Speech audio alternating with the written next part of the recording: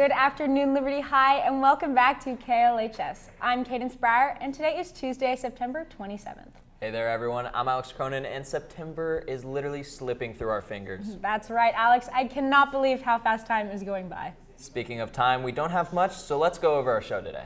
Great idea. First up, a top story from Blair over some crazy window malfunction. That is definitely going to be an interesting one. Next, we'll head over to Sam for a story on students' worst purchases. Oh man, I wonder how much money will be down the drain in that story. Then we'll go to IOM for some coverage on the theater department and how they're preparing for the fall musical. After that, some school announcements and a special interview, so be sure to sit back and relax because this is KLHS.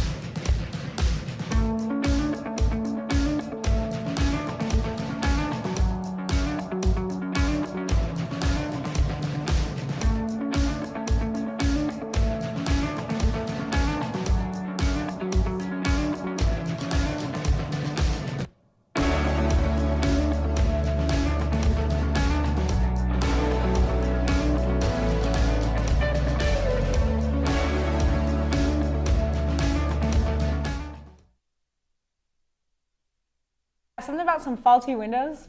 I don't know the details, but let's head over to Blair to find out more.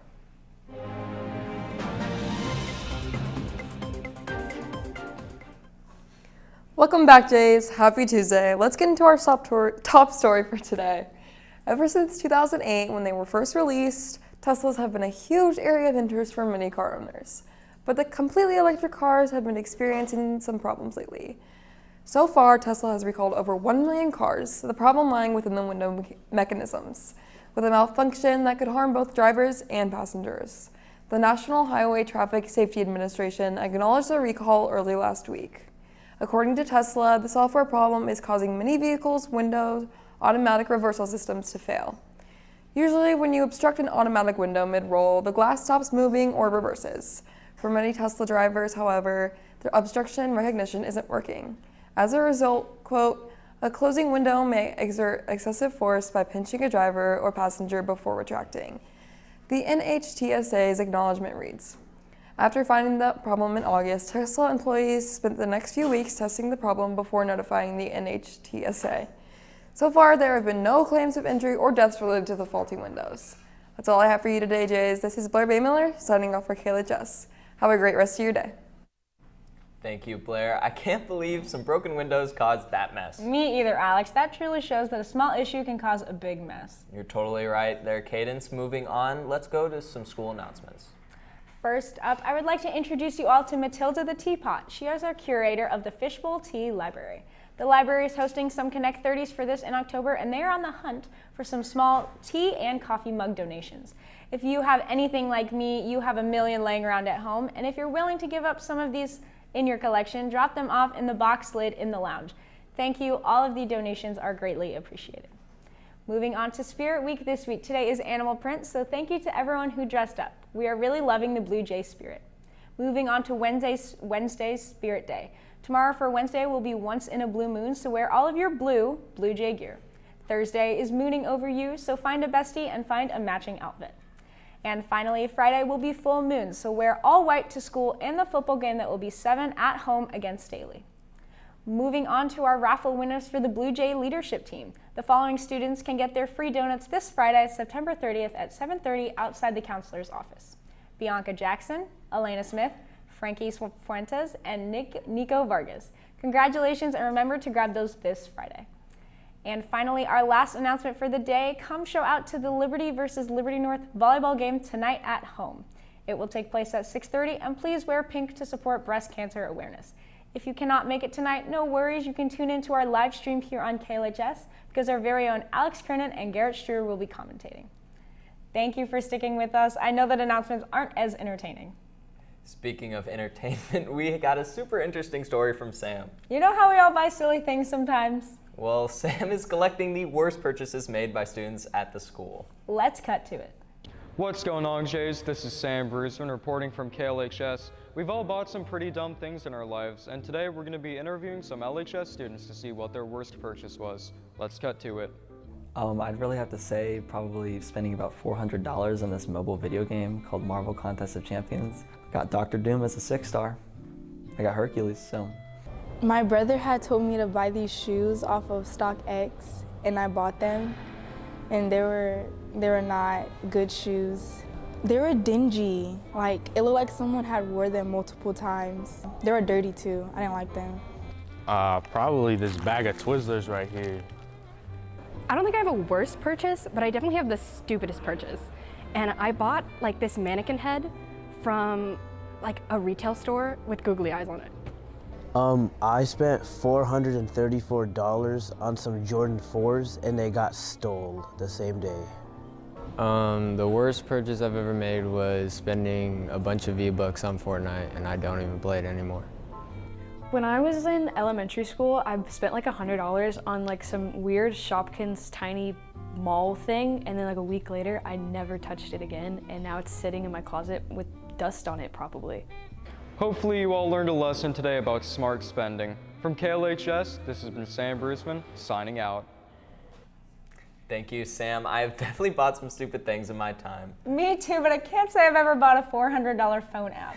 Me neither, but that's besides the point.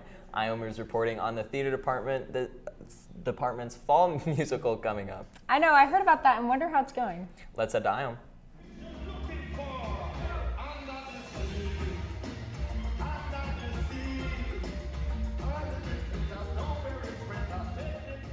We are now just a few months away from Liberty High School's musical of The Little Mermaid. It promises to be a completely different production from last year's musical, Oklahoma.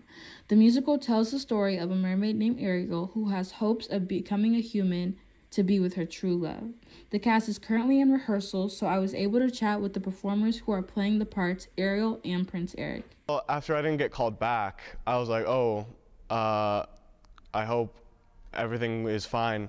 And then, rumors went around and that Eric was already casted, so I was kind of like waiting those 2 days until Friday after school when they posted the cast list, and I saw my name as Prince Eric, and I was like, all right, I gotta like show up.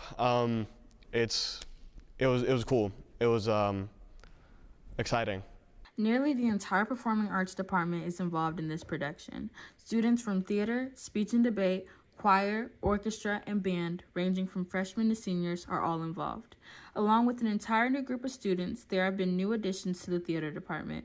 So this year we are actually implementing a fly system, which is really exciting. So I'll get to fly with the fly system, which means that I'll get to like swim on stage, but I'll be in the air. The most important thing is coming together as a group, connecting with each other, the script, the music, and the story as a whole.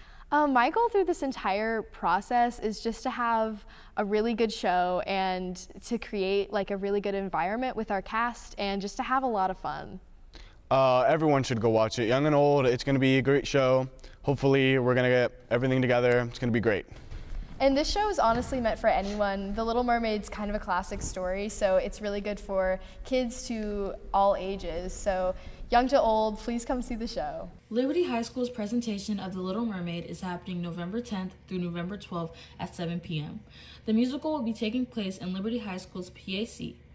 Good luck to all those involved. I know this will be a spectacular performance. Signing off from KLHS, this is I Am Tom.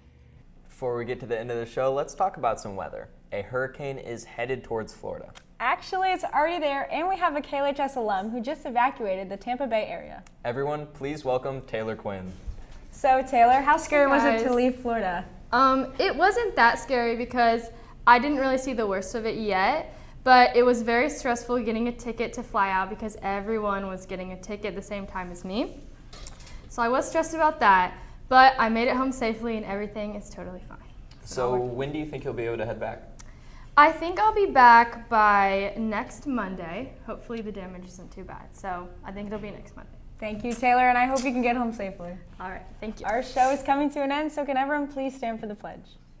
I pledge allegiance to the flag of the United States of America and to the republic for which it stands, one nation, under God, indivisible, with liberty and justice for all.